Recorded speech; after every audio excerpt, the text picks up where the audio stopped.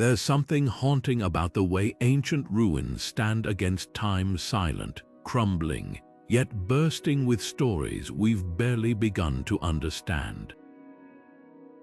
Think about the last time you saw an image of the Great Pyramid or the massive stones of Stonehenge. These aren't just relics, they're puzzles, pieces of a much larger mystery about who we are and where we come from. Why do so many of these ancient structures align with the stars in ways modern science can't easily explain? How did civilizations separated by oceans and millennia build such eerily similar monuments? Every crack in these stones, every symbol carved into their surfaces, feels like a clue waiting to be deciphered. Today, we're pulling on that thread, unraveling the hidden connections between these lost artifacts and the untold chapters of human history. By the end of this journey, you might just see our past and our future in a whole new light. There's a reason ancient mysteries grip our imagination so tightly, they whisper of secrets we've forgotten. Picture standing in the shadow of a Mayan pyramid, its steps perfectly aligned with the equinox, or running your fingers over the intricate carvings in Egypt's Temple of Hathor, where symbols seem to pulse with meaning we can't quite decode. These sites don't just belong to the past, they're echoes of something deeper, something that refuses to stay buried. Think about it, how could cultures with no known contact build pyramids on opposite sides of the world? Why do so many ancient texts speak of gods descending from the sky, sharing knowledge that suddenly propelled humanity forward? It's not just about the stones or the artifacts, it's about the stories they carry, the questions they force us to ask. Maybe these ruins aren't just remnants of old civilizations. Maybe they're signposts left behind by someone or something trying to show us a truth we're not quite ready to see. The more we dig, the clearer it becomes. History isn't as simple as we've been taught. And that uncertainty, that's where the real adventure begins.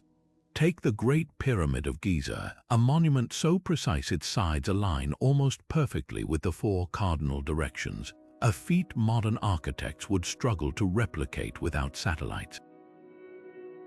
Each stone, some weighing as much as 80 tons, fits together with gaps thinner than a credit card. How did a civilization working with copper chisels and rope achieve such perfection? Even stranger, the pyramid's dimensions encode mathematical constants like pi and the golden ratio, numbers ancient Egyptians weren't supposed to know.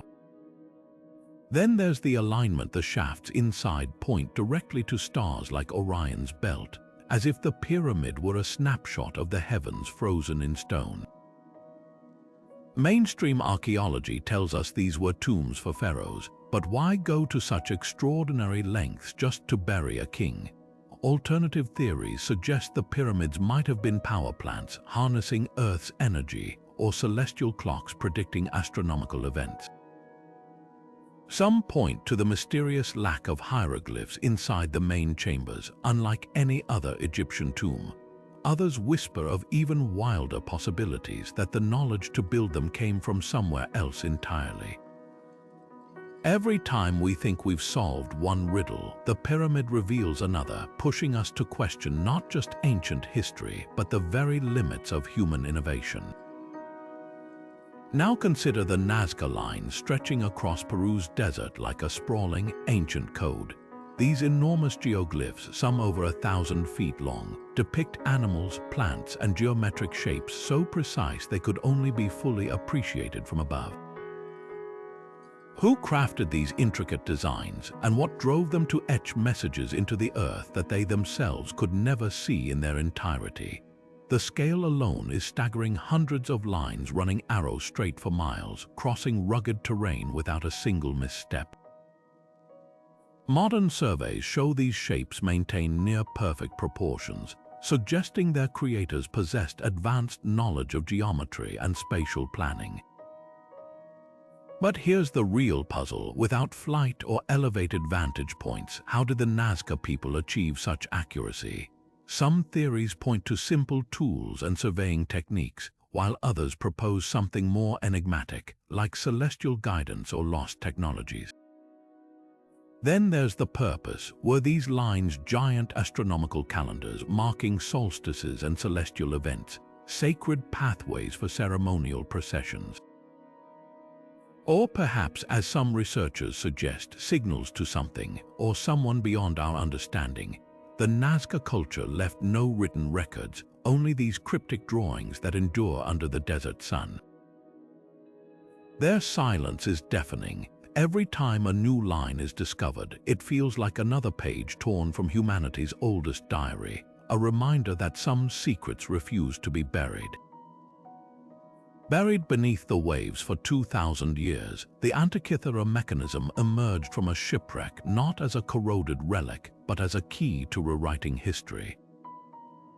Picture this, a palm-sized bronze device crammed with interlocking gears so precise they could predict lunar eclipses, track planetary positions, and even chart the timing of the ancient Olympic Games. This wasn't just a tool, it was a masterpiece of engineering, a celestial calculator centuries ahead of its time. How did the ancient Greeks, with no known industrial technology, craft something this sophisticated? The craftsmanship alone is staggering: miniature gears with teeth cut at perfect angles, mechanisms that accounted for the irregular orbits of celestial bodies, all housed in a handheld case. Modern researchers needed high-resolution X-ray scans just to unravel its secrets, yet this device was built in an era when simple water clocks were considered cutting-edge. The real shock, no other artifacts like it have ever been found. Was the Antikythera Mechanism a lone stroke of genius, or is it a surviving fragment of a forgotten scientific tradition? Some scholars believe it hints at a wider network of ancient knowledge, perhaps inspired by lost texts from the legendary Library of Alexandria. Others argue its design aligns so closely with astronomical cycles that it might have been influenced by even older civilizations, like the Babylonians, whose star maps were eerily accurate. Then there's the haunting possibility: if this one device survived the sea, how many others were lost to time? Every gear in the Antikythera Mechanism feels like a silent rebellion against the timeline we've been taught, forcing us to ask not just how it was made, but why its brilliance seems to stand alone. What else might the ancients have known, and why did that knowledge vanish for over a millennium? The more we study it, the clearer it becomes. History's shadows hide far more than we've ever dared to uncover. Among all the ancient enigmas that taunt historians and codebreakers alike, few are as stubborn as the Voynich Manuscript. This peculiar book, its pages crammed with cryptic symbols and strange illustrations of unidentifiable plants, celestial charts, and naked figures bathing in oddly shaped pools, has defied every attempt at translation since its discovery in the early 20th century. The script itself is unlike any known language, fluid yet indecipherable, as if the writer invented an entirely new system of communication. Even the world's top cryptographers, including those who cracked Nazi codes during wartime, have thrown up their hands in frustration. What makes this manuscript so uniquely baffling isn't just its text, but the surreal imagery that accompanies it. Some pages depict botanical specimens that don't match any known plant on Earth, while others show celestial diagrams with unrecognizable constellations. Could these be fantastical inventions, or do they represent lost knowledge from a forgotten culture? Theories about the manuscript's origins swing wildly between two extremes. Some scholars dismiss it as an elaborate medieval hoax, a clever forgery designed to fetch a high price from gullible collectors. Others argue the illustrations hint at something far more profound, perhaps an encoded alchemical treatise or even a scientific manual from a secretive guild. The most tantalizing clue: carbon dating places its vellum pages between the early 15th and early 16th centuries. Yet the ink and pigments remain anomalously resistant to analysis. Even stranger, the writer seemed to follow consistent linguistic patterns. suggesting the text isn't random gibberish but a genuine, structured language. So why go to such lengths to conceal information? Was it meant to protect dangerous knowledge from falling into the wrong hands, or could it be the work of an isolated scholar recording observations too radical for their time? Every decade, new technology promises to crack the code AI algorithms, spectral imaging, statistical analysis, but the Voynich Manuscript guards its secrets as fiercely as ever. With each failed attempt, the question grows louder. What could possibly be so important, so revolutionary, that it required a language meant to remain unread? Until that answer comes, the manuscript sits like a locked door at the edge of history, daring us to find the key. Standing sentinel on the windswept landscape of Easter Island, the Moai statues are more than just stone figures, they're riddles carved in volcanic rock. Each one, some weighing as much as 80 tons and standing over 30 feet tall, was meticulously chiseled from compressed volcanic ash using nothing but stone tools. But the real mystery isn't just how they were made, it's how they were moved. The island's terrain is rugged, with no evidence of wheels, draft animals, or advanced machinery. So how did the Rapa Nui people transport these colossal statues from the quarry to their final positions, sometimes miles away? One compelling theory suggests they were walked into place, teams using ropes to rock the statues side to side, inching them forward in a rhythmic sway.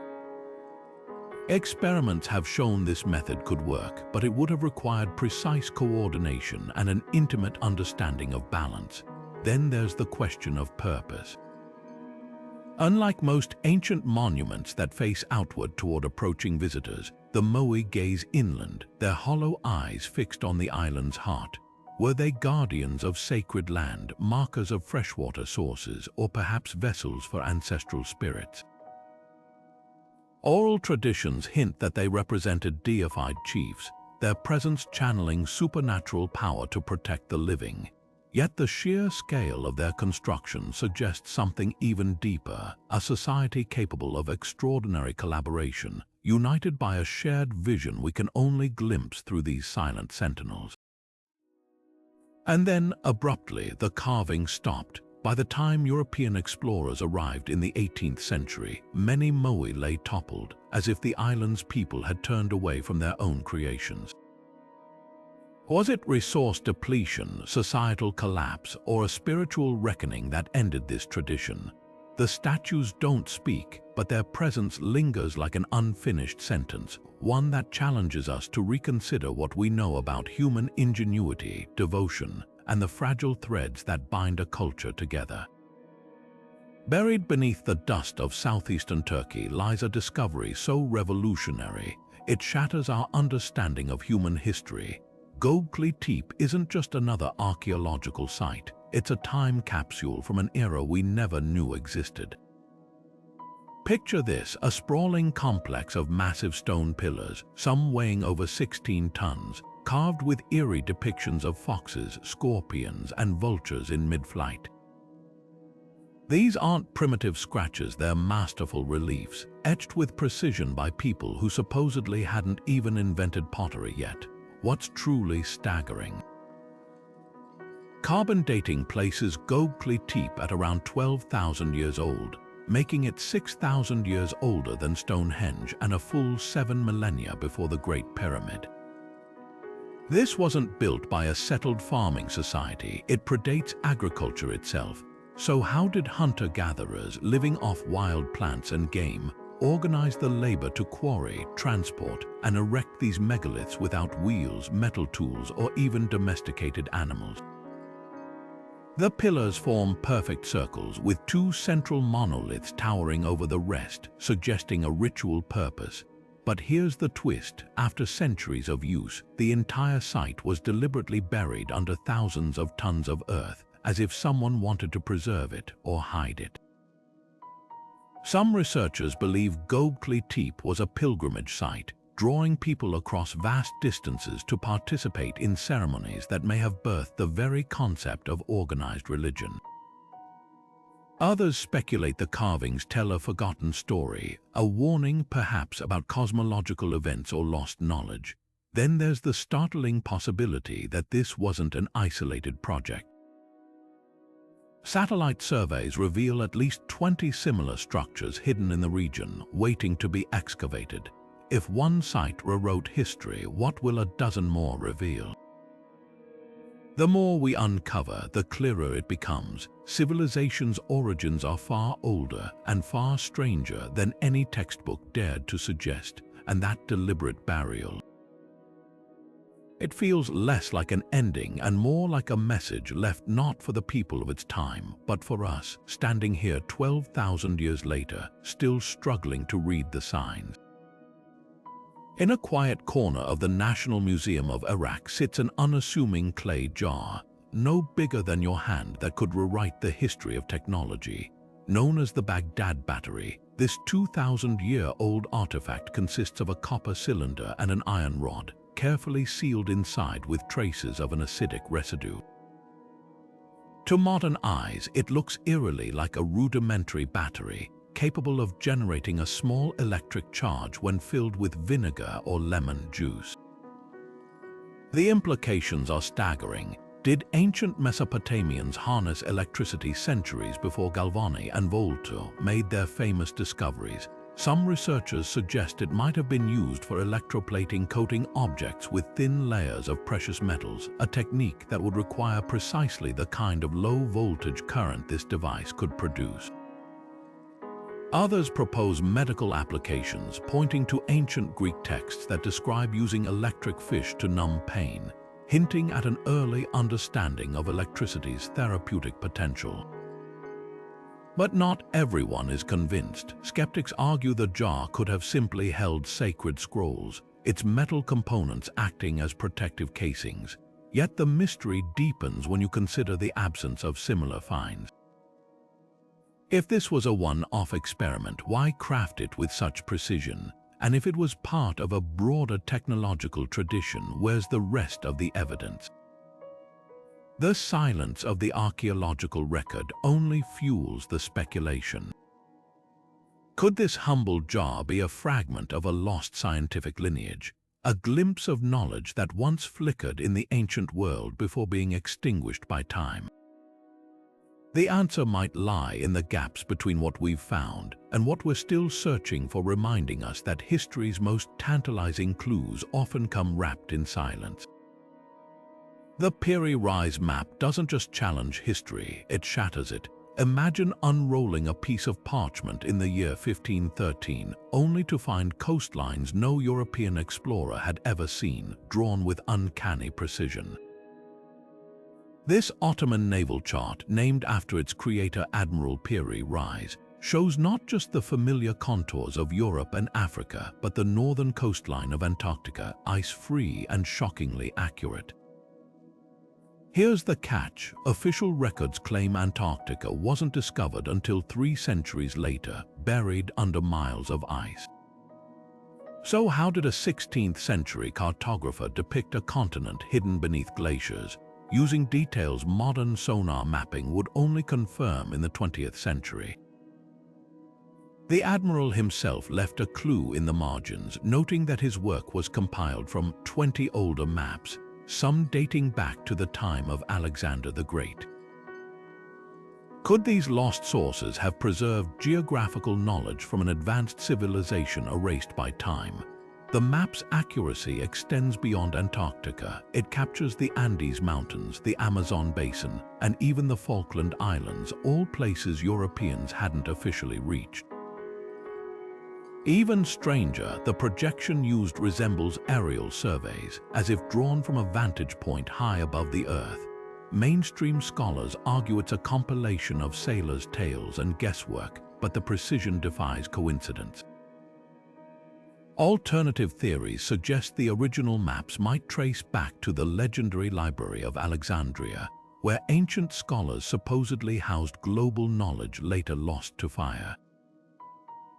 Others propose even more radical ideas, that the map's creators had access to pre-flood records, or perhaps guidance from sources beyond conventional history. The most haunting detail, Antarctica's coastline is rendered not as it appears today, but as it might have looked thousands of years ago before the ice caps formed. If true, this raises a spine-chilling question. Who could have mapped the world in such detail so long ago, and why did their knowledge vanish? The Peary Rise Map feels less like a historical artifact and more like a breadcrumb, leading us down a path where history and mystery collide. Every time we try to dismiss it as an anomaly, its silent lines seem to whisper, "Look closer. There's so much more you haven't found yet." Scattered across the jungles and river deltas of Costa Rica, the stone spheres of Diquis defy logic with their eerie perfection. These aren't just rocks shaped by time, they're geometric marvels, some as smooth as marbles despite weighing as much as 2 fully grown elephants. Imagine standing before one of these giants, its surface so precisely rounded that modern engineers struggle to replicate such symmetry without computer-guided tools. Yet these spheres date back over 1,000 years, crafted by a culture that left no written records, only these silent orbs as their legacy. The real puzzle isn't just their existence, it's their distribution.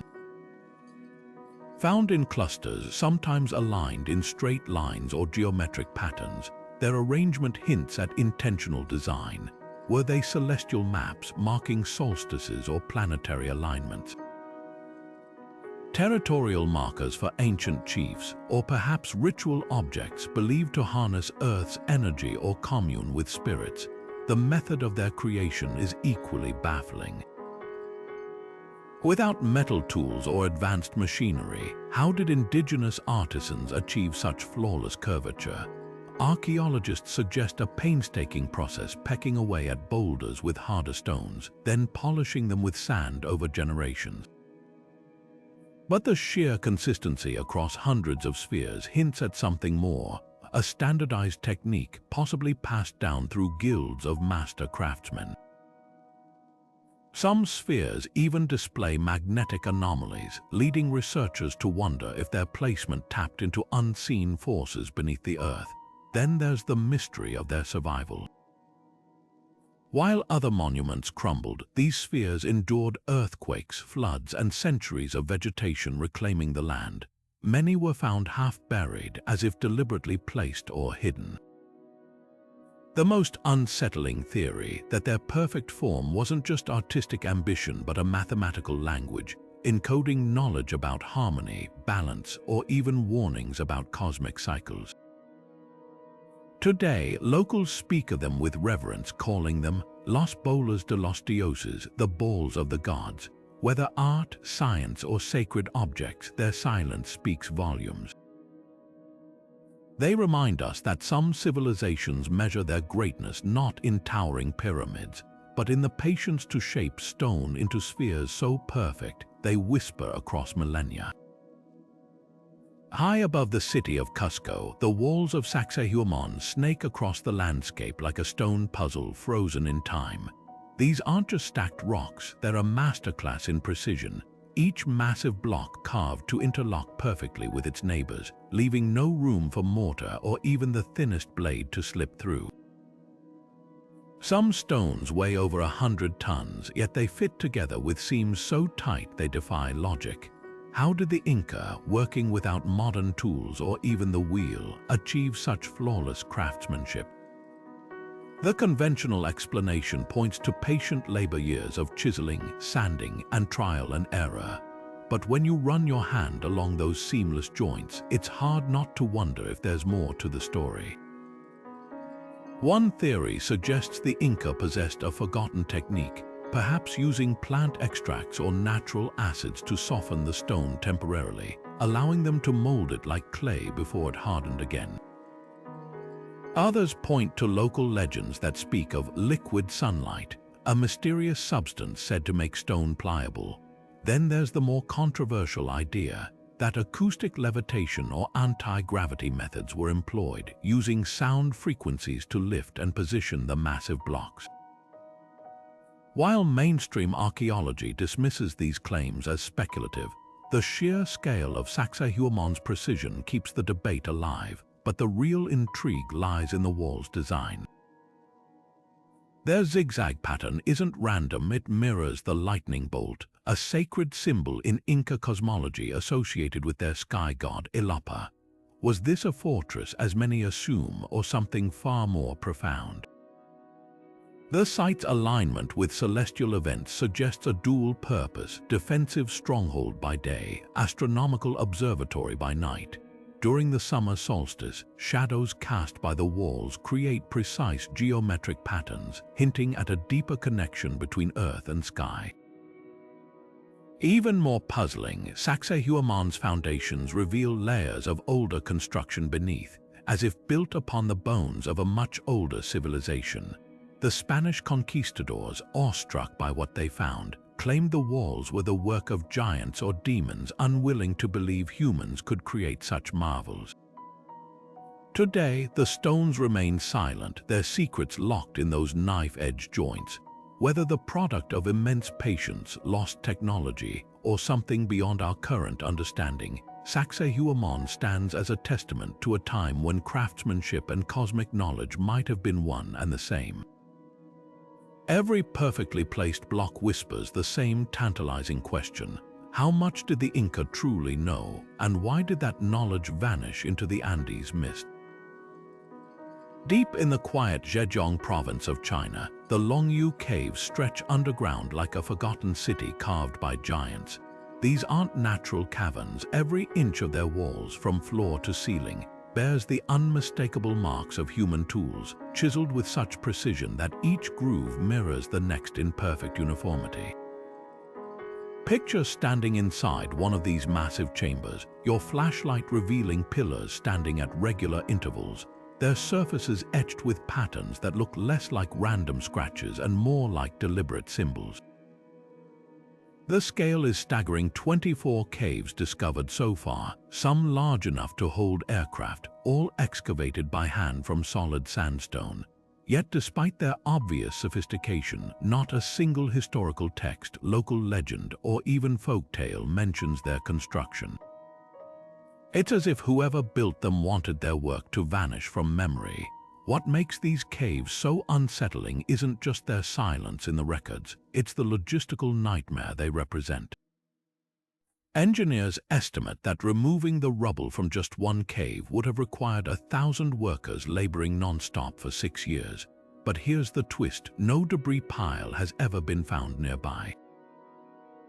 Where did all that excavated stone go? Some researchers suggest it might have been used to construct nearby settlements. Yet none of the surrounding architecture matches the cave's craftsmanship. Others propose an even wilder idea: that the caves were part of a vast, interconnected network, their missing rubble repurposed in chambers we haven't yet uncovered.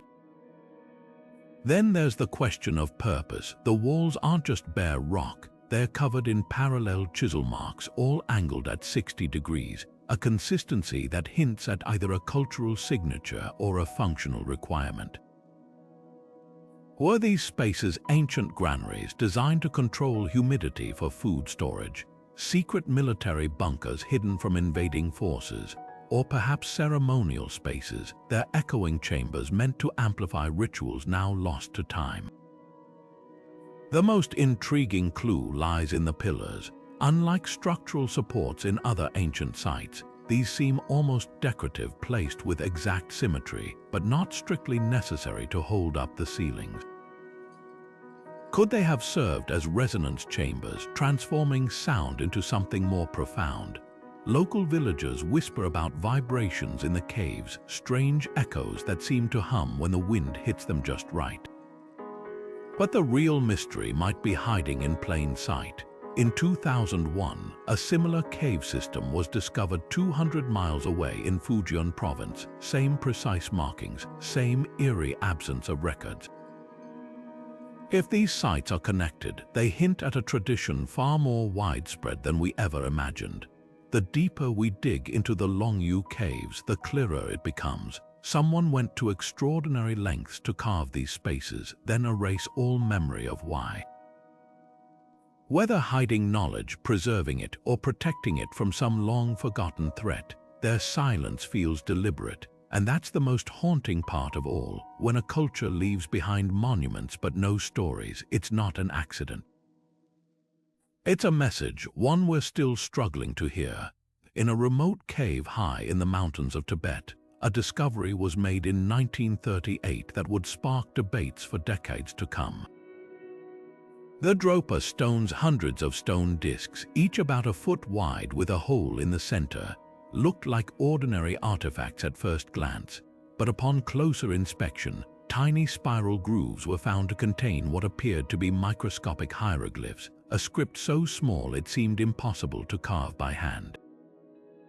The story goes that a Chinese archaeologist, Dr. Kai Pu Te, uncovered these discs alongside skeletal remains of unusually small, large-headed beings. The inscriptions, when finally translated years later by a Russian researcher, allegedly told a chilling story of a spacecraft crashing in the mountains, its stranded alien occupants unable to repair their vessel, forced to adapt to life on Earth. The controversy around the Dropa stones lies in their unverifiable nature. No scientific institution has ever published a peer-reviewed analysis confirming the disc's age or the authenticity of the translations. Skeptics argue the entire tale is an elaborate hoax, pointing out inconsistencies in the accounts and the lack of physical evidence. The original discs supposedly vanished during political upheavals in China, leaving only photographs and second-hand reports to fuel speculation. Yet the story persists, partly because of its eerie echoes in Tibetan folklore. Local legends speak of small, thin beings with yellow skin who descended from the clouds in ancient times. What makes this mystery endure isn't just the question of whether the stones were real, but why the idea resonates so deeply. Humanity has always looked to the stars and wondered if we're alone or if perhaps we never were. Similar threads appear in cultures worldwide. The Dogon people of Mali with their inexplicable knowledge of Sirius, the Vedic texts describing flying machines called Vimanas, even modern accounts of unidentified aerial phenomena. The Dropa stones tap into that universal curiosity, offering a tantalizing what if. Even if the discs were a fabrication, they force us to confront a deeper truth, our longing to connect the dots between ancient myths and the unexplained. Perhaps the most compelling angle isn't the stones themselves, but the pattern they represent. Time and again, we find artifacts that challenge conventional timelines, only to disappear or be dismissed before thorough study.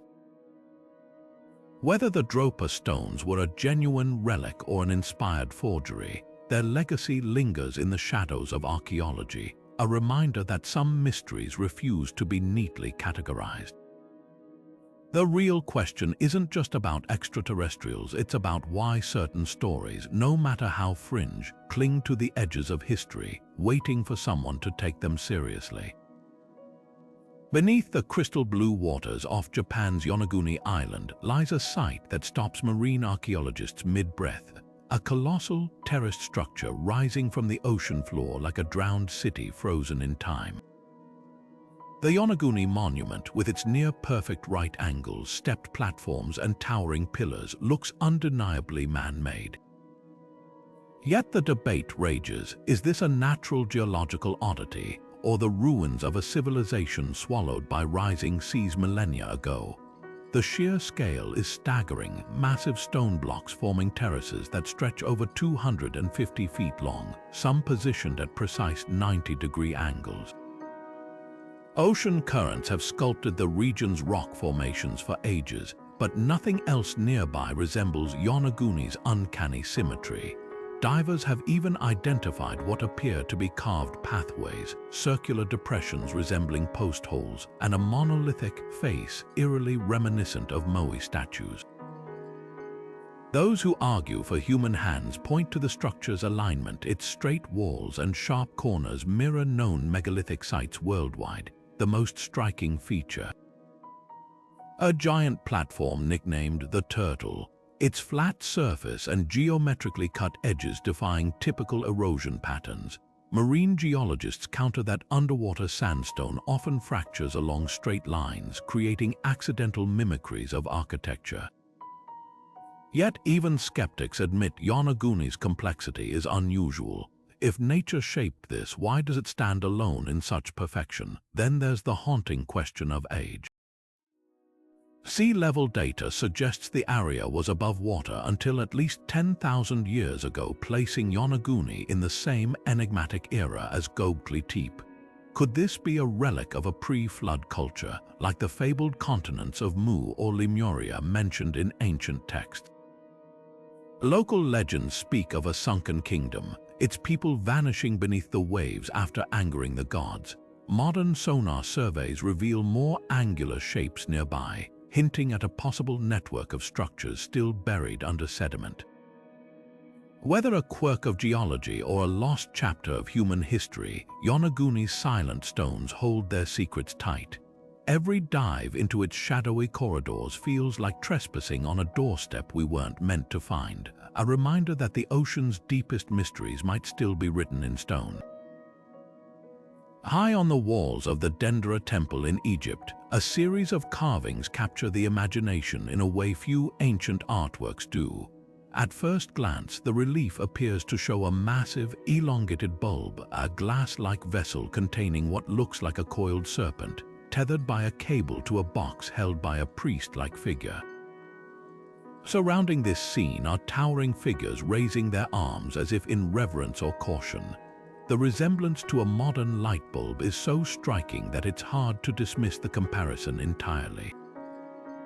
Could this be evidence that the ancient Egyptians not only understood electricity but found a way to harness it? Mainstream Egyptologists offer a different interpretation, one rooted in symbolism rather than technology. They argue the scene depicts a mythological moment, the creation of the sun god Ra's sacred serpent inside a lotus flower, a representation of cosmic rebirth. The so-called cable is likely a staff or ceremonial rod, and the bulb shape might symbolize the primordial waters of creation. These explanations fit neatly within the framework of known Egyptian iconography, where mythology and astronomy frequently intertwined. Yet the alternative theory persists, fueled by more than just speculative curiosity. Experiments using replicas of the depicted object filling a glass vessel with gases like argon or neon have shown that, when electrified, they emit an eerie glow not unlike modern lighting. Could the temple's artists have been recording something literal rather than purely symbolic? The temple's underground chambers, devoid of soot marks despite their intricate ceiling carvings, add another layer to the mystery. How did ancient artisans work in such deep, windowless spaces without leaving traces of torches or oil lamps? The debate touches on a larger question about lost knowledge. If the Dendera relief does represent an electrical device, who invented it? Was this knowledge exclusive to a priestly class, carefully guarded and later forgotten? Or could it hint at contact with a more advanced civilization whose innovations were only partially preserved? Similar controversies surround other ancient sites like Baghdad's alleged batteries or the Antikythera Mechanism, each suggesting glimpses of sophistication that defy conventional timelines. Perhaps the most compelling detail lies not in the carving itself, but in the temple's ceiling nearby. There, astronomers find precise celestial maps tracking the movements of stars and planets with astonishing accuracy. If the Egyptians could chart the heavens so meticulously, why couldn't they have unlocked other scientific secrets? The Dendera relief refuses to offer easy answers.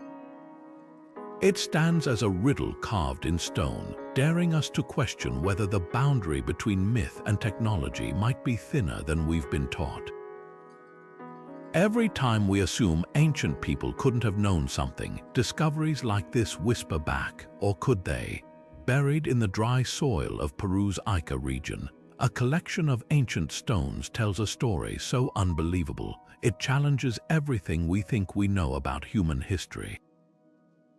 The Ica Stones, thousands of them, are etched with scenes that shouldn't exist. Humans riding dinosaurs like domesticated animals, surgeons performing advanced medical procedures, and telescopes trained on celestial bodies.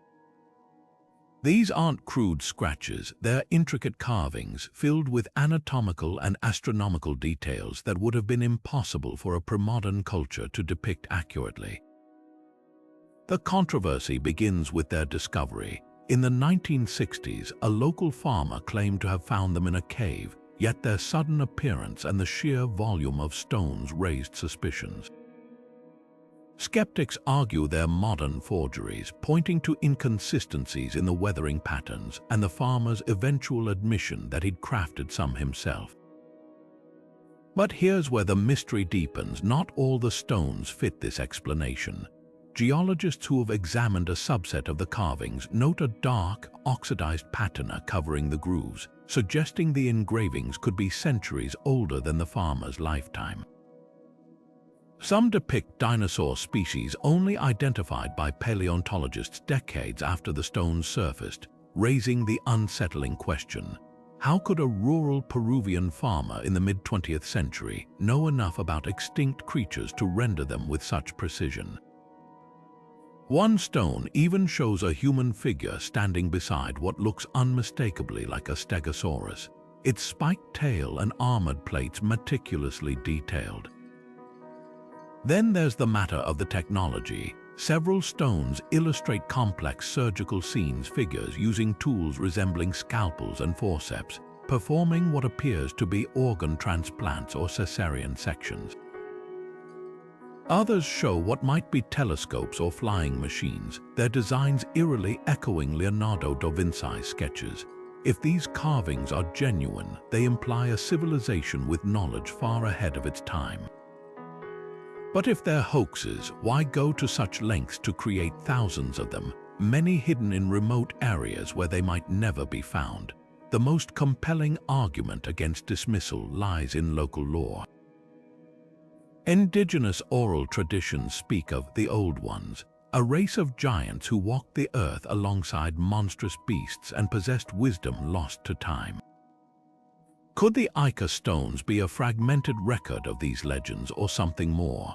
A deliberate effort to preserve forbidden knowledge? Even the act of carving them raises questions.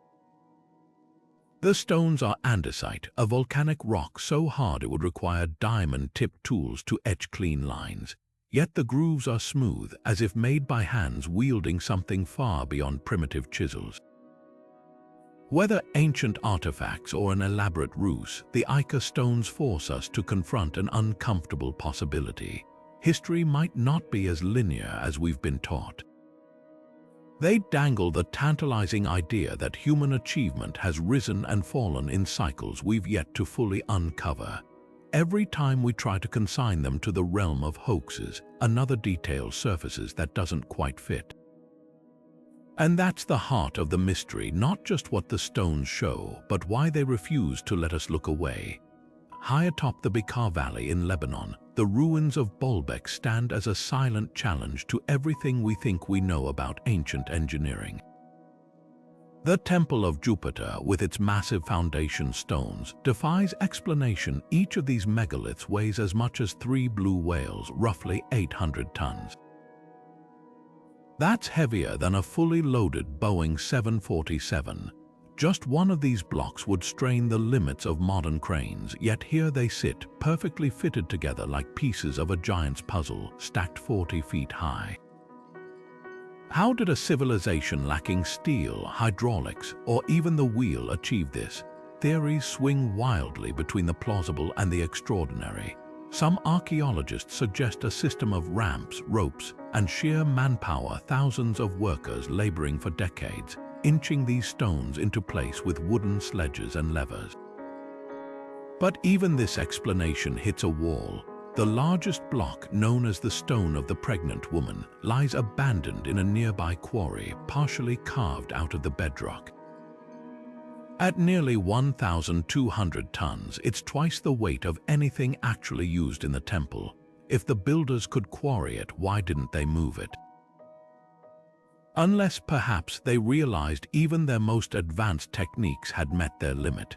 Then there are the more controversial ideas. Local legends speak of a race of giants who constructed Baalbek in a time before memory, their superhuman strength making light work of stones no modern machine could lift. Others propose forgotten technologies, anti-gravity devices, acoustic levitation, or even some form of ancient concrete that allowed the blocks to be molded on site. The most compelling clue might lie in the precision of the stonework itself. The blocks aren't just stacked, they are interlocked with a system of grooves and protrusions that suggest an understanding of seismic activity, as if the builders anticipated earthquakes and engineered their temple to withstand them. What's often overlooked is Baalbek's celestial alignment. The temple complex mirrors constellations central to Roman and earlier Phoenician mythology, hinting that its construction wasn't just about brute strength but about harmonizing with the cosmos. The larger question isn't just how they built it, but why they chose such an audacious scale. Was this a display of power, a spiritual statement, or something more practical like anchoring a structure meant to channel energies we no longer understand? Every time experts return to Baalbek with new tools, laser scans, ground-penetrating radar, they uncover fresh anomalies, hidden chambers beneath the temple, alignments with solstice sunrises, even unusual mineral compositions in the stones themselves. The more we study it, the clearer it becomes. Baalbek wasn't just built to impress, it was built to last, to guard its secrets across millennia. And in that, at least, its creators succeeded beyond measure. Standing before these stones, you don't just wonder about lost technology. You wonder what else history might have erased and whether we'll ever be ready to find it.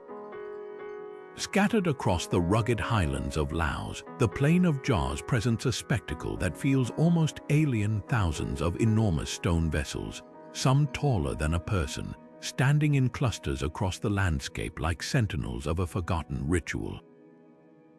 These aren't just simple containers. Each jar weighs up to several tons, carved from solid rock with meticulous care, their interiors smoothed to perfection. The sheer effort required to create and transport them hints at a purpose far more significant than mere storage. Yet, despite decades of study, archaeologists still grapple with the same haunting question. Why would an ancient civilization go to such extraordinary lengths only to leave behind these silent, enigmatic vessels? The most widely accepted theory suggests the jars served as burial urns, holding the remains of the dead in a form of communal memorial. Excavations have uncovered human bones, pottery fragments, and even iron tools buried nearby, lending some weight to this idea. But inconsistencies linger. Some jars are arranged in precise geometric patterns, while others stand alone on isolated hilltops, hardly the behavior of a culture focused solely on funerary rites. Then there's the puzzling lack of any inscriptions or carvings, not a single symbol or marking to hint at their creator's identity. It's as if the jars were meant to speak through their presence alone, their meaning locked in their sheer physicality. Other theories stretch the imagination further. Could they have been giant rainwater collectors designed to sustain communities during dry seasons? The region's monsoon climate makes this plausible, yet many jars show no signs of drainage systems or wear from repeated water exposure. More intriguing is the possibility they were part of an ancient trade network, monumental measuring vessels for storing rice, salt, or even fermented beverages. Local legends speak of a race of giants who used the jars to brew rice wine for victory celebrations, a poetic explanation that, while unlikely, underscores the cultural weight these objects still carry. What's most striking, though, is their isolation. Unlike other megalithic sites linked to known civilizations, the Plain of Jars exists in a historical vacuum. No nearby settlements, no pottery styles matching neighboring cultures, no records from travelers or invaders mentioning their existence. the jars seem to belong to a people who vanished without leaving so much as a name behind. Even dating them proves contentious. Estimates range from 2,500 years to as recent as 500 years before the present, a span so broad it only deepens the mystery. Then there's the logistical nightmare of their creation. The stone used, a form of sandstone or granite, isn't local to many of the sites. Some jars were quarried miles away, then transported uphill through dense jungle without wheels or draft animals. How legends speak of a mysterious sound method, where workers used resonant frequencies to soften the stone or lift it effortlessly, echoing similar myths from places like Sacsayhuaman and Baalbek. Whether fact or folklore, these stories hint at a shared thread in humanity's distant memory, a whisper of lost techniques we can't quite reconstruct. Today, the Plain of Jars remains a battlefield of sorts, not just for archaeologists debating its origins, but literally. Unexploded bombs from the Vietnam War still litter the area, restricting access and reminding us how modern conflicts have inadvertently preserved these ancient enigmas. Perhaps that's the jars' final irony. They've survived wars, weathering, and time itself, not by being hidden, but by standing defiantly in the open. Their silence isn't an absence of meaning, but an invitation to look closer, to question harder, and to admit that some chapters of human history are written in a language we've yet to learn. Buried in the soil of Romania, the Tartaria Tablets whisper a secret that could rewrite the story of civilization itself. These small clay discs, etched with strange symbols resembling a primitive writing system, date back an astonishing 7,300 years, placing them 2 millennia older than the earliest known Sumerian cuneiform. If these markings aren't just random scratches but a true script, everything we thought we knew about the birth of written language suddenly tilts on its axis. What's most baffling isn't just their age, it's their isolation.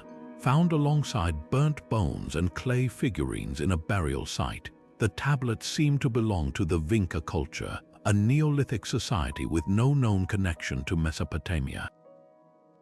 Their symbols, looping lines, crosses, and what look like rudimentary pictographs don't match any other ancient script.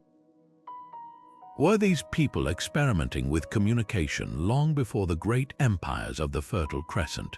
Or could the markings be something else entirely? Ritual symbols, property marks, or even an early form of accounting? The debate rages because the tablets refuse to give up their context. No repeated phrases, no bilingual texts, just these cryptic signs standing alone in the archaeological record. Then there's the haunting possibility of loss. If this was a writing system, why did it vanish without a trace while cuneiform flourished? Some scholars argue the Vinca symbols never evolved into full literacy, remaining a dead end in humanity's quest to record thought. Others propose a darker scenario, that a catastrophic event, war, famine, or climate shift, wiped out the culture before its knowledge could spread, the most tantalizing theory. That writing didn't emerge in one place and diffuse outward as textbooks suggest, but sparked independently across the ancient world, only for some threads to be snipped by time. What lingers isn't just the mystery of the symbols themselves, but what they represent, the human impulse to leave a mark, to say, "We were here." Whether proto-writing or something more, the Tartaria Tablets force us to confront how much of history's first drafts might still lie buried, waiting to shake the foundations of our oldest stories. Every time we think we've mapped civilization's rise, discoveries like these whisper back, "Look deeper." The past isn't as settled as it seems. The Carnac Stones stand in eerie silence along the windswept coast of Brittany, row after row of weathered monoliths stretching as far as the eye can see. This isn't just a scattering of rocks, it's a meticulously orchestrated grid of over 3,000 stones, some towering twice the height of a person, others lying flat like fallen sentinels. The precision is staggering, alignments that run dead straight for miles, intersecting at perfect angles, as if mapping out some grand design lost to time. Unlike the haphazard placement of many megalithic sites, Carnac stones feel deliberate, almost algorithmic. But what were they calculating?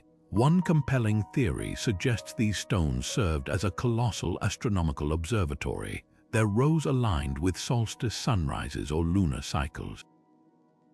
Certain sections point directly to where the sun would have risen during midsummer thousands of years ago, while others frame the moon's most extreme positions in its 18.6-year cycle.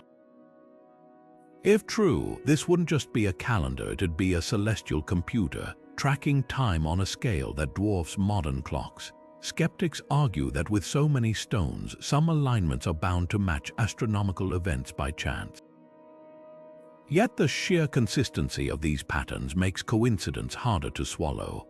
Then there's the ritual angle. Local legends speak of the stones as an army petrified by a sorcerer, their frozen postures capturing a moment of ancient warfare or divine punishment. Archaeologists have found evidence of cremated remains and votive offerings near the site, hinting at ceremonies where the living communed with ancestors or gods.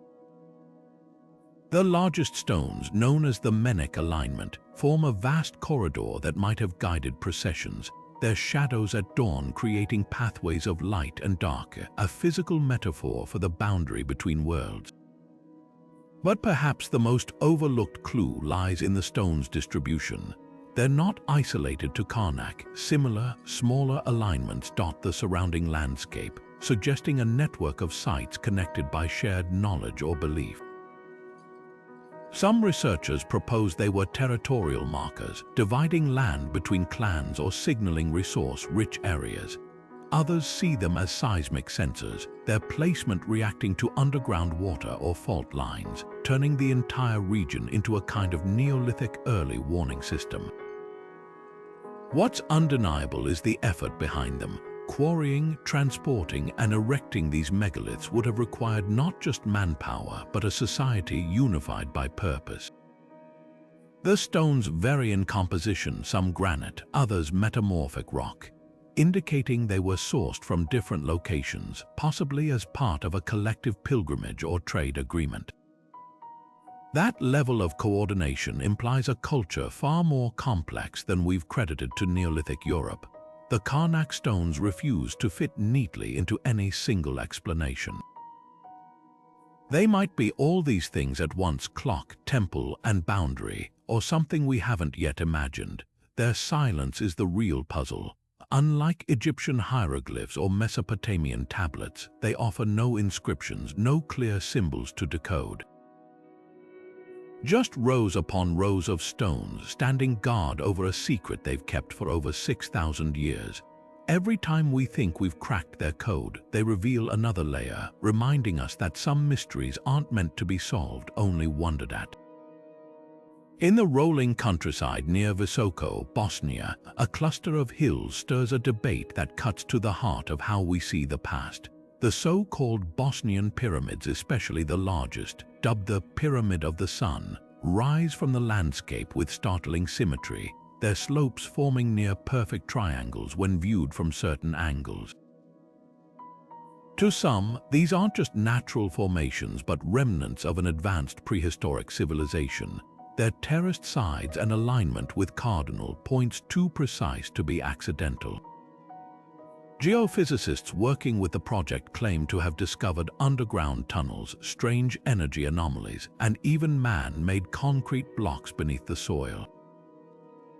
But here's where the controversy ignites. Mainstream archaeologists dismiss these findings outright, pointing to the region's geology. The hills are natural formations of layered sedimentary rock, their shape the result of millions of years of erosion, not human hands. The clash over the Bosnian pyramids reveals something deeper than a simple disagreement about rocks. It's a tug of war between two ways of understanding history. On one side, the thrill of discovery, the possibility that our ancestors were far more sophisticated than we've credited them. on the other, the insistence on rigorous evidence, the fear of letting wishful thinking rewrite textbooks. Both perspectives matter. After all, archaeology's greatest breakthroughs often start with someone daring to ask, what if we've been wrong? But they only hold up when tested against hard data, layers of pottery, tool marks, carbon dates. The Bosnian hills, for now, lack that smoking gun. No artifacts, no inscriptions, no clear construction methods link them to a lost civilization. Yet the fascination lingers, and not without reason. History is full of structures initially dismissed as natural until closer inspection proved otherwise. Take the ancient city of Troy, once thought to be mere legend until Heinrich Schliemann dug into a hillside in Turkey and found walls. Or Angkor Wat, swallowed by jungles so completely that early explorers assumed the trees had grown around natural rock formations. Could the Bosnian pyramids be another case of truth hiding in plain sight? Or is their allure precisely because they hover in that tantalizing gray area, not quite proven, not quite debunked? What's undeniable is the human impulse behind the debate. We look at the world and crave meaning, connection, a sense that the past was grander than fragments of pottery and scattered bones. The Bosnian pyramids, whether ancient marvels or tricks of geology, tap into that longing. They remind us that every hill, every stone might hold a story if we're willing to listen. And sometimes the most important question isn't whether we've found the answer, but why we're so determined to keep looking. 21st clue, the Codex Gigas looms in history like a shadow cast by candlelight. A book so colossal, it's said to weigh as much as a grown man, its pages stretching the boundaries of medieval craftsmanship. Known as the Devil's Bible, it earns its ominous nickname not just from its sheer size, but from the striking full-page illustration of Satan himself, grinning amidst flames and surrounded by an aura of malevolence. What's most unsettling isn't the image alone, but its context. This demonic figure shares space with sacred texts, including a complete Latin Bible, medical formulas, and even exorcism rites. Why would a manuscript of such spiritual significance include a tribute to its greatest adversary? Legend offers a chilling explanation. According to medieval whispers, the Codex was the work of a single monk condemned to death for breaking his vows. In desperation, he promised to create the world's greatest book in one night, a feat impossible without divine intervention or something darker. By dawn, the manuscript was complete, the monk's salvation secured, though at what cost? The story, of course, is likely folklore, but the mystery lingers in the details. The handwriting analysis reveals the Codex was indeed scribed by one person, their script eerily consistent across all 600 pages, as if the work was completed in a feverish, uninterrupted trance. Even stranger, the ink's chemical composition matches pigments available at the time, but the sheer volume of labor defies logic. A single scribe would have needed decades, not a single night. Beyond the legend, the Codex's true purpose remains elusive. Some scholars suggest it was a prestige project, commissioned by a wealthy monastery to showcase their intellectual might. Others argue it served as a compilation of knowledge, part scripture, part encyclopedia, part cautionary tale. The inclusion of the devil, then, might not have been an act of reverence, but a stark warning about the dangers of temptation and pride. Yet the illustration's prominence is hard to ignore. Unlike other medieval depictions of evil, which were often small or marginal, this Satan commands an entire page, his presence impossible to overlook. Was this a deliberate act of subversion, a secret heresy hidden in plain sight, or perhaps a psychological tool meant to unsettle readers into piety? The Codex Gigas refuses easy answers. Even its survival is a puzzle, miraculously spared from fires, wars, and the ravages of time. It now rests under glass in Sweden's National Library, as if guarded by forces beyond our understanding. Every time researchers scan its pages with new technology, they uncover faint notes or erased passages hinting at layers of meaning we've yet to decode. Whether a monk's bargain, a monastery's masterpiece, or something more enigmatic, the Devil's Bible stands as a testament to the blurred line between devotion and obsession, between the divine and the unthinkable. Some books are meant to be read. Others seem to exist simply to ask, how much do you really want to know? The Georgia Guidestones stood in rural Georgia like a granite riddle waiting to be solved, 6 towering slabs of stone etched with 10 cryptic commandments in 8 languages, a modern-day monument wrapped in secrecy. Erected in 1980 under mysterious circumstances, their anonymous creators left behind instructions for rebuilding civilization after a catastrophic collapse. The guidelines ranged from pragmatic, maintain humanity under 500 million in perpetual balance with nature, to eerily prescient like the call to guide reproduction wisely, hinting at concerns over population control decades before such debates entered mainstream discourse.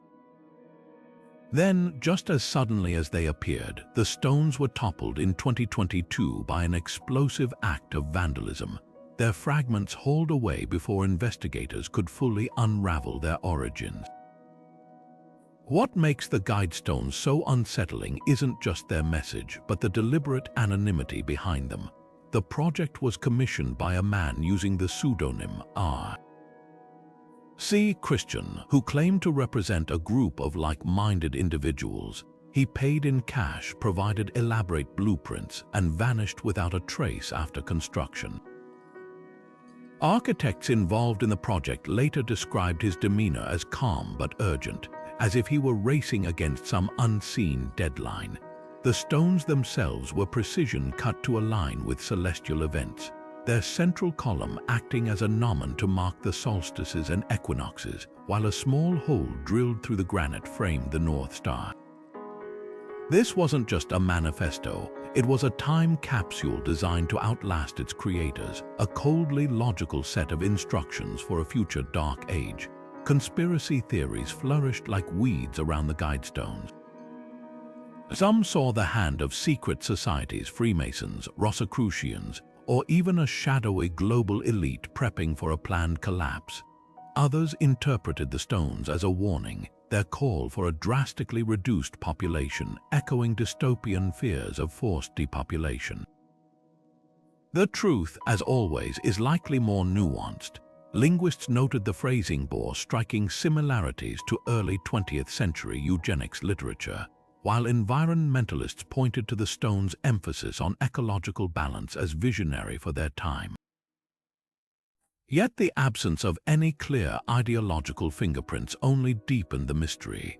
Were they a blueprint for survival or a cautionary tale about humanity's worst impulses? The demolition in 2022 added another layer of intrigue. Just as public interest in the stones resurged, they were destroyed under cover of darkness, their remnants swiftly removed by authorities. Officially deemed a safety hazard, the act felt too symbolic to ignore, as if someone, somewhere, had decided the Guidestones' message was no longer meant to be seen. Today, all that remains is the empty field where they once stood and a lingering question. Were these stones a gift to the future or a warning we were never meant to fully understand? The silence left behind is louder than the granite ever was. The Shroud of Turin is more than just an ancient piece of linen. It's a mystery wrapped in faith, science, and controversy.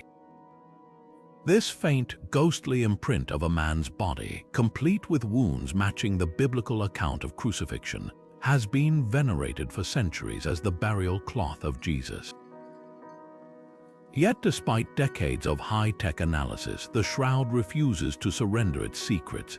The image itself is baffling: no pigments, no brushstrokes, just a subtle discoloration of the fibers that somehow forms a perfect negative like a photographic imprint. When scientists first examined it in detail, they expected to find evidence of medieval artistry. Instead, they encountered something far harder to explain. Carbon dating conducted in 1988 placed the shroud's origins between the 13th and 14th centuries, seemingly confirming it as an elaborate medieval forgery. But detractors quickly pointed out potential flaws: contamination from centuries of handling, fire damage from a chapel blaze in the 1500s, even the possibility that the tested samples came from a repaired section rather than the original cloth. More puzzling still, the image's three-dimensional properties don't match any known painting technique. Modern attempts to replicate it using sunlight, acid, or even advanced laser etching have fallen short, leaving researchers scratching their heads. How could a medieval artist create something science still can't fully reproduce? Then there's the blood. Forensic analysis suggests the stains contain actual hemoglobin and show patterns consistent with crucifixion: the wrists pierced rather than the palms, the scalp lacerated from a crown of thorns, the side wound oozing serum. If this was a hoax, the forger would have needed an encyclopedic knowledge of Roman execution methods, obscure medical details, and even the chemical properties of decomposing blood centuries before such information was widely available. The debate often splits along lines of belief versus skepticism, but the shroud's enigma cuts deeper. Whether relic or ruse, it challenges us to ask how history and mystery intertwine. For believers, it's a tangible connection to the divine. For scientists, an unsolved puzzle pushing the limits of medieval technology, and for the rest of us, perhaps it's a reminder that some artifacts refuse to fit neatly into categories, standing instead at the crossroads of faith and reason, inviting us to wonder what else we might not yet understand. Off the coast of Nova Scotia, buried beneath layers of mud, timber, and centuries of speculation, the Oak Island money pit taunts treasure hunters with a riddle that refuses to be solved. This isn't just a hole in the ground, it's an engineering puzzle, a labyrinth of flood tunnels, stone markers, and oak platforms descending nearly 200 feet into the earth. Since its discovery in the late 1700s, the pit has lured explorers with promises of buried pirate gold, lost Templar relics, or even Shakespeare's missing manuscripts. But here's the catch: every attempt to reach the bottom has been met with disaster. Excavators hit flood tunnels that fill the shaft with seawater, or stumble upon cryptic artifacts that deepen the mystery instead of solving it. Theories about what lies at the heart of the pit are as varied as they are wild. Some point to the infamous pirate Captain Kidd, who supposedly hid his plundered fortune in remote locations before his execution. Others whisper of the Knights Templar fleeing Europe with sacred treasures, perhaps even the Ark of the Covenant, and sealing them away beneath layers of booby traps. Then there's the more outlandish idea that the pit isn't a treasure vault at all, but a meticulously constructed decoy, designed to lead seekers in circles while the real prize lies elsewhere. What makes Oak Island so compelling isn't just the potential treasure, it's the sheer complexity of the setup. The original discoverers reportedly found a stone slab inscribed with symbols, later translated to read, 40 feet below, 2 million pounds lie buried. But as diggers soon learned, the pit fights back. Ingenious flood tunnels, engineered to trigger with disturbing precision, suggest whoever built this wasn't just hiding wealth. They were ensuring no one could retrieve it without exact knowledge of its secrets. Modern expeditions have turned up tantalizing clues: a scrap of parchment, a Spanish coin, even traces of gold detected by ground-penetrating radar. Yet the prize remains just out of reach, as if the island itself is guarding its secret. The real treasure of Oak Island might not be gold or jewels, but the relentless human obsession with the unsolved.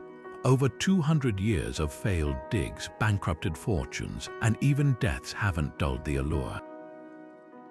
Each generation brings new technology: sonar scans, robotic cameras, satellite imaging, only for the pit to reveal another layer of riddles. Perhaps that's the point.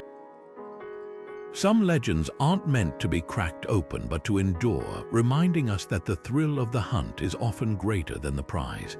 And so the shovels keep striking earth, the pumps keep battling seawater, and the island keeps its silence for now.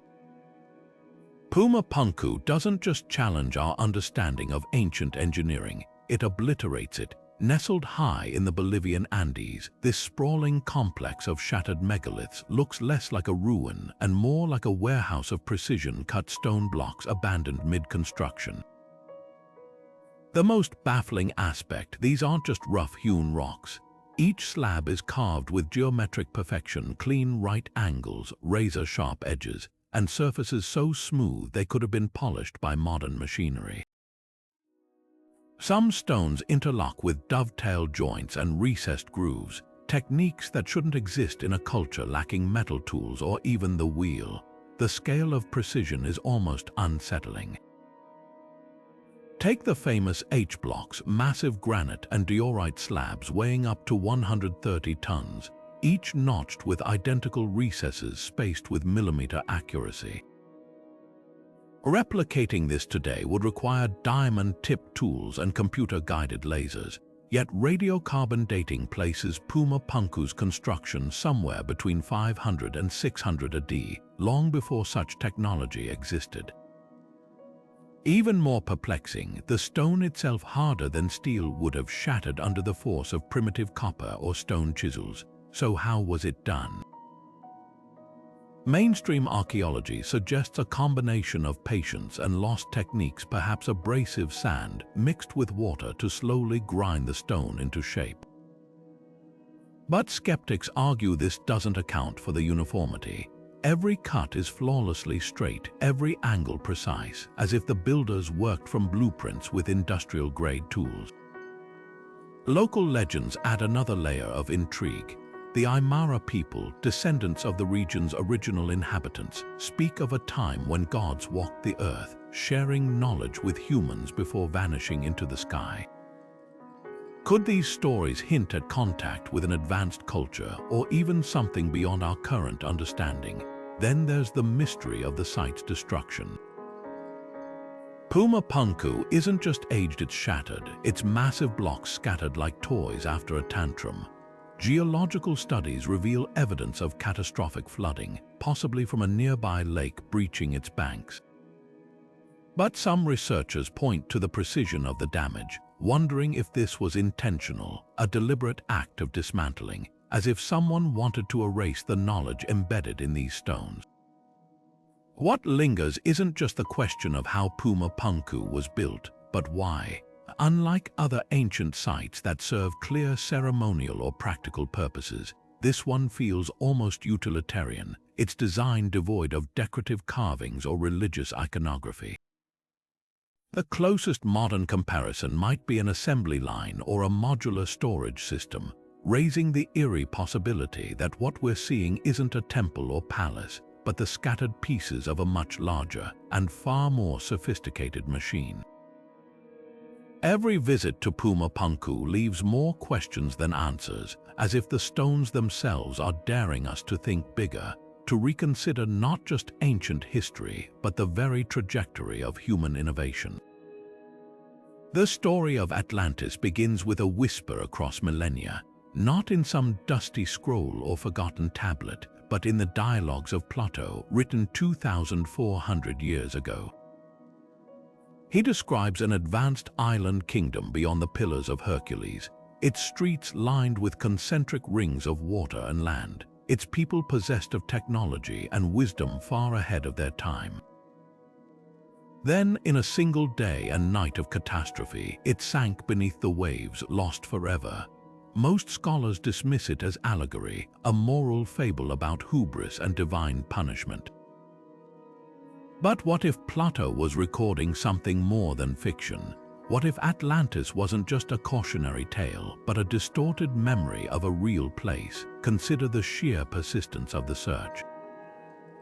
For centuries, explorers and researchers have scoured the globe, from the sunken ruins off the coast of Bimini to the volcanic ridges of the Azores, even peering beneath Antarctica's ice for clues.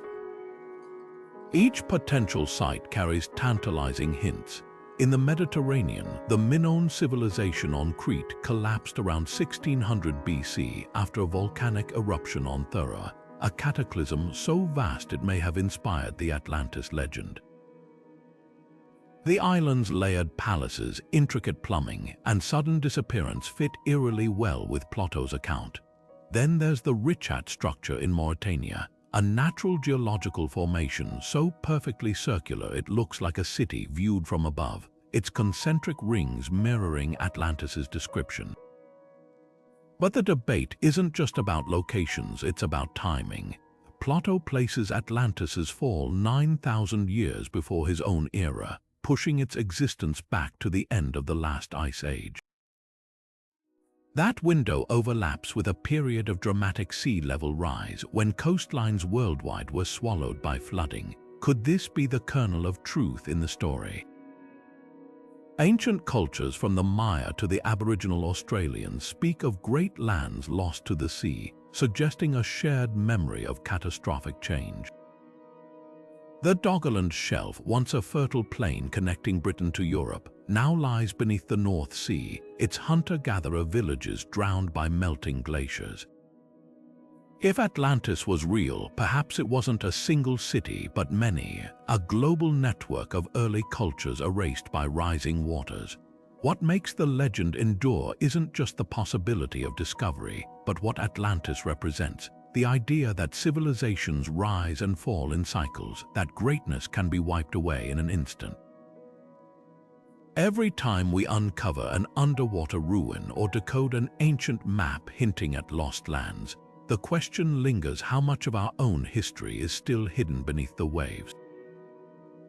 Whether myth or memory, Atlantis challenges us to keep looking, to wonder not just about what was lost, but what might still be found. From the pyramids of Giza to the geometric precision of Puma Punku, these remnants of lost civilizations do more than spark curiosity. They rewrite the narrative of human history, one unearthed clue at a time. Think of them as time capsules left by cultures we're only beginning to understand. Each artifact a whisper from the past, asking us to reconsider what we know. The Great Pyramid's celestial alignments, the Antikythera Mechanism's intricate gears, the inexplicable perfection of Sacsayhuaman stonework, none of these fit neatly into the timeline we've been taught. They hint at pockets of knowledge that flickered brightly before being swallowed by time, leaving behind only fragments for us to decipher. What's truly fascinating isn't just the how behind these marvels, but the why. Why did the builders of Gobekli Tepe bury their towering pillars under layers of earth, as if hiding them from future eyes? Why did the Nazca people etch sprawling designs into the desert floor, visible only from the sky? These weren't just feats of engineering. They were messages, deliberate and urgent, carved in stone instead of ink. The more we study them, the clearer it becomes. Our ancestors were far from primitive. They were observers of the cosmos, innovators of technology, and perhaps even survivors of cataclysms we can scarcely imagine. And yet, for every answer we uncover, a dozen new questions emerge. The Voynich Manuscript's undeciphered script, the Dropa Stones' cryptic hieroglyphs, the sudden abandonment of the Moai's construction, these gaps in the story aren't failures of research. They're invitations to keep digging, to stay open to possibilities that might reshape our origins. Maybe the truth lies in the alignment of megaliths pointing to forgotten stars, or in the submerged ruins waiting beneath ocean waves. Or maybe it's woven into the oral traditions of indigenous peoples, carrying whispers of a past too vast for textbooks. This is why these mysteries matter. They're not just about the past, they're about the future. Every discovery, whether it's a buried city or a celestial algorithm hidden in ancient stone, reminds us that history isn't static. It's a living puzzle, and we're holding pieces that might connect in ways we can't yet see. So what do you think? Are these anomalies glimpses of lost civilizations, or is there an even grander story waiting to be told? Drop your theories below and let's keep the conversation alive. For more deep dives into the world's greatest enigmas, hit subscribe and join us as we turn the next page of history's most captivating